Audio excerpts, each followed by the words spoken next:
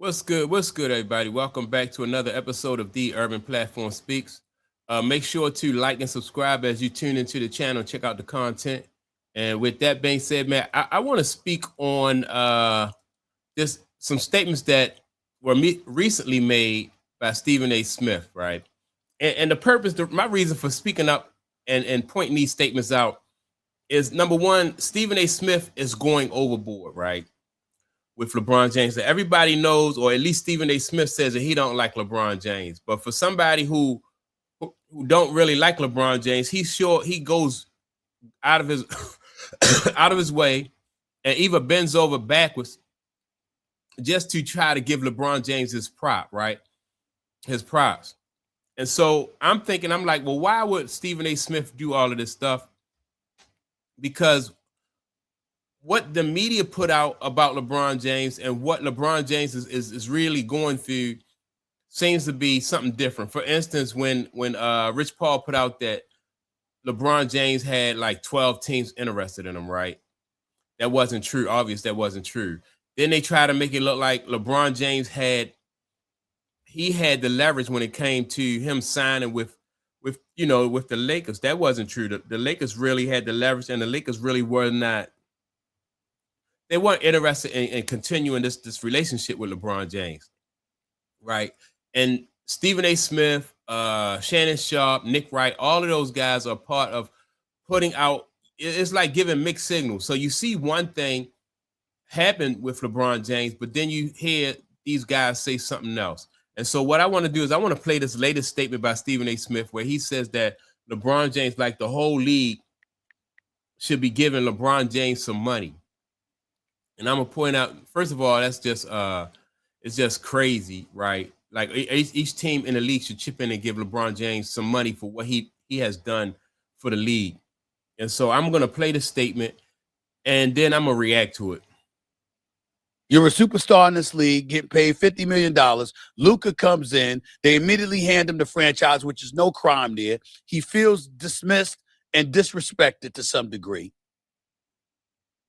Then you ask him to be a third option, deferring to Austin Reeves. And then after you do all of that, you're talking about him taking anywhere from a $30 to a $40 million pay cut. I mean, listen, we can't just look at somebody and say, oh, they're a mercenary and they're just going to the highest bid. That's not what this is. All right, let me stop it right there. So now, anytime a team asks a player to take a pay cut, they're not always justified. And in my opinion, it's not about right or wrong. It's about leverage. If LeBron James really had as much leverage as everybody say he did, then, the Lakers, no way the Lakers would be able to ask him for that, to take a pay cut, or any team that he's, that's interested in will be able to ask him for that pay cut, right? So Stephen A. Smith is trying to make it seem like LeBron James, like he's the victim here. LeBron James throughout his entire career has never given, and not that he should have, never given them a break, given any team that he has played for a break financially. And so now when the shoe is on the other foot, Stephen A. Smith is speaking up, right? Or he's making this suggestion and putting it in a way that, like the team is wrong, or any team that make LeBron James an offer below $50 million is wrong, and they're out of line. That's not what this is. Y'all got to remember, the Chicago Bulls underpaid Jordan for years. And then the last 2 years of his career in Chicago, he got 30 and 33 million respectively. And when that happened, now with Michael Jordan, Michael Jordan was so fixed on winning, right, that he wasn't worried about his pay. If Scottie would have, Scottie probably could have got paid if Scottie had been more patient.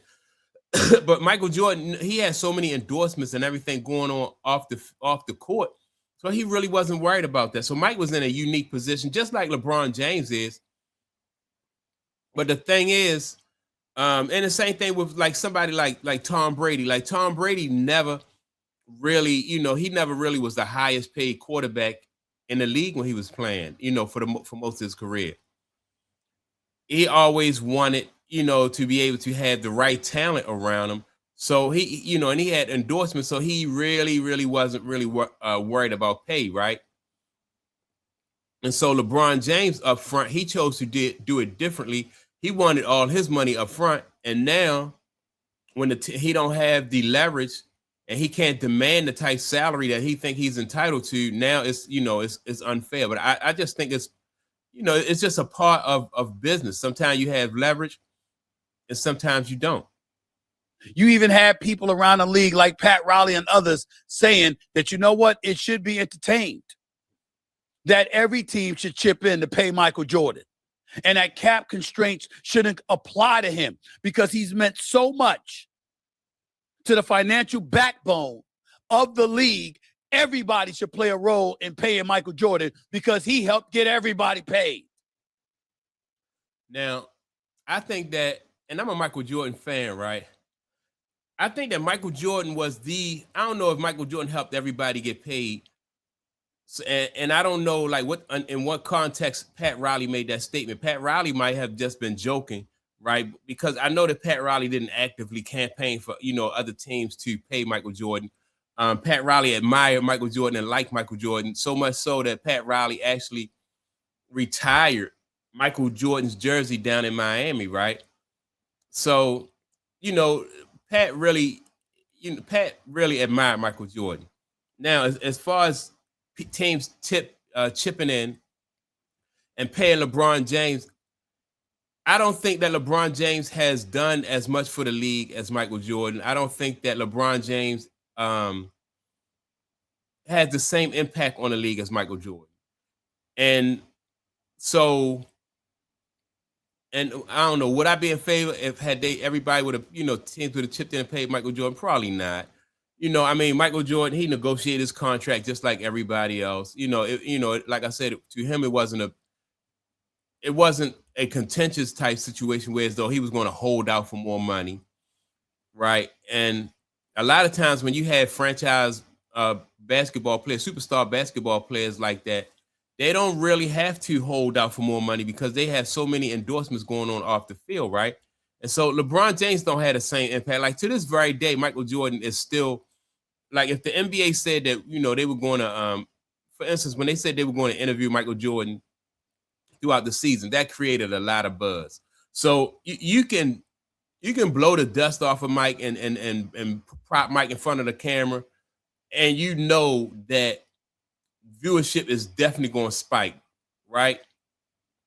LeBron James is kind of like right now, I don't think he'll have that same impact once he's out of the league because LeBron James is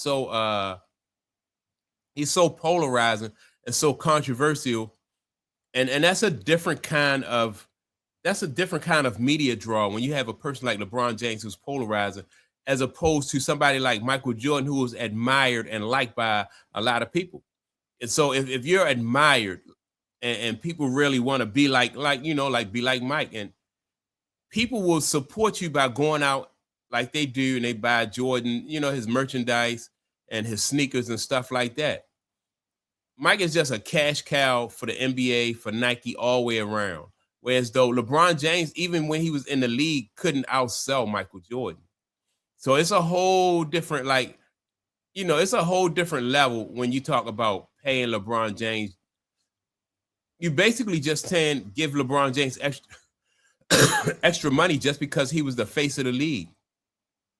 And I think I think they kind of set LeBron James up for a hard fall with all this, like Stephen A. Smith is just blowing this smoke up LeBron. He just blowing smoke.